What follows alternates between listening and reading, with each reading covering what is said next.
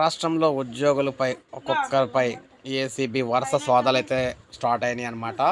Present మనం చూసుకున్నట్లయితే గజ్వేల్ తహసీల్దార్ ఇంట్లో ఏసీబీ సోదాలు అయితే ఈరోజైతే జరగడం జరిగిందనమాట. కరీంనగర్లోని ఏసీబీ అధికారులు మెరుపు దాడులు అయితే నిర్వహించడం అయితే జరిగిందనమాట.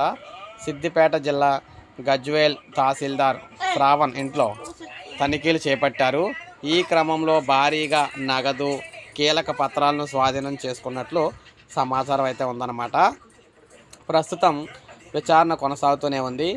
ఆదాయానికి మించిన ఆస్తులు ఉన్నాయన్న సమాచారంతో ఈ తనిఖీలు అయితే చేపట్టారని చెప్పేసి తెలుస్తుంది. ఇక్కడ మీరు చూడొచ్చు చిత్రంలోని.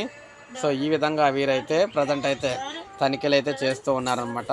సో తహసీల్దార్ గట్టిగానే అయితే కూడబెట్టారని చెప్పేసి వీరైతే అంటున్నారు.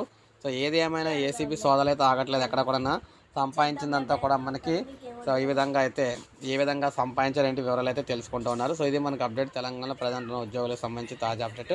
లైక్ చేయండి, సబ్స్క్రైబ్ చేసుకొని మన ఛానల్ సబ్స్క్రైబ్ చేసుకొని ఫాలో